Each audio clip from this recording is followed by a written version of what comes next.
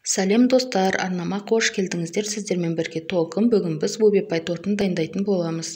Ол үшін бізге алдын ала дайындап қойған пергамент қағазымыз керек, диаметрі 20. Қазір біз мына жерде жұмыртқамен қантымызды жақсылап ұрып аламыз. Майымыз бен шоколадымызды ерітіп дайындап қойдым, және сухой смесь. Енді барлығын араластырып алғаннан кейін осындай біркелкі жақсы әдемі қамыр шығады, комочкілер болмау керек. Енді алдын ала дайындап қойған пергаментімізге қамырымызды теңдетіп төртке бөліп аламыз.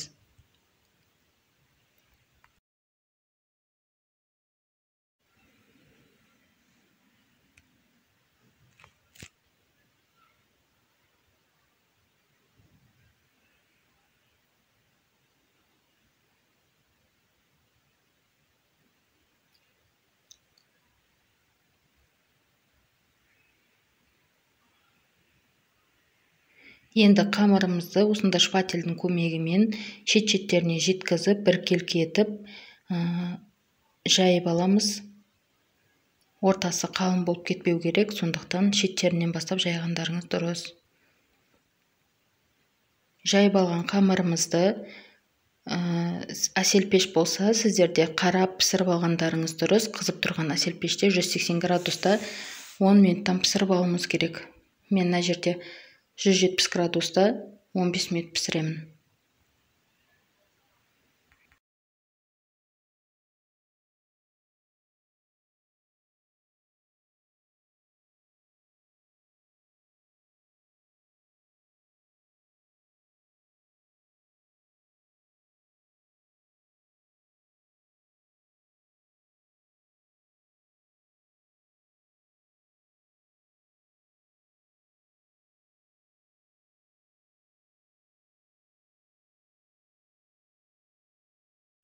Қыздар, міне корждарымыз әдемі болып пісіп шықты, және жақсы піскен корж пергаменттен тез алынады.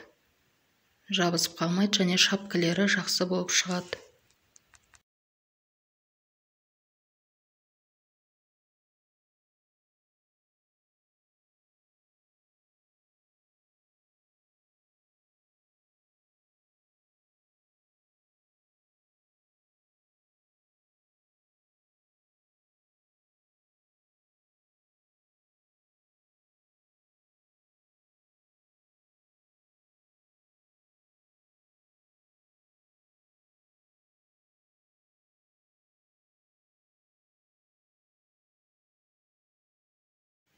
Ендігі жерде бүткіл жаңағы ингредиенттерімізді өлшеп аламыз. Творожный сыр, маскарпоне және сливки.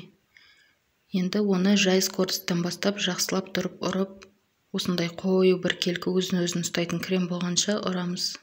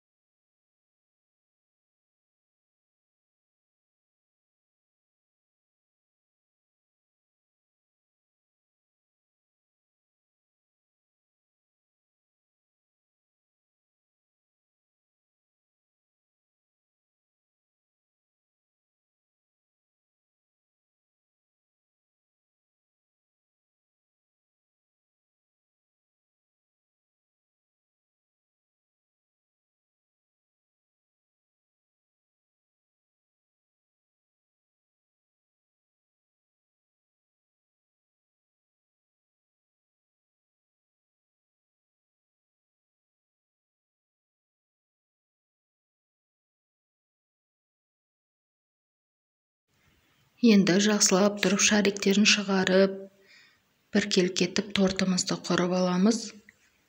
Осымен тортымыз дайын болып қалды.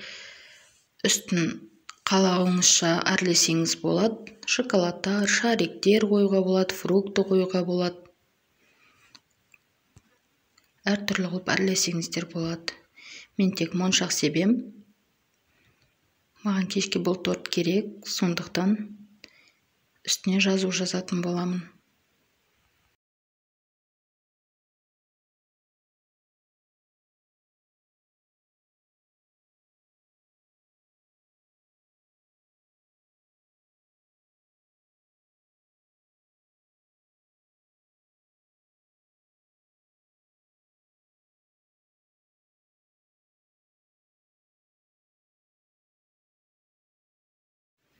ганашымызға Қазақстан шоколады мен сливкиімізді микроволновкада ерітіп аламыз.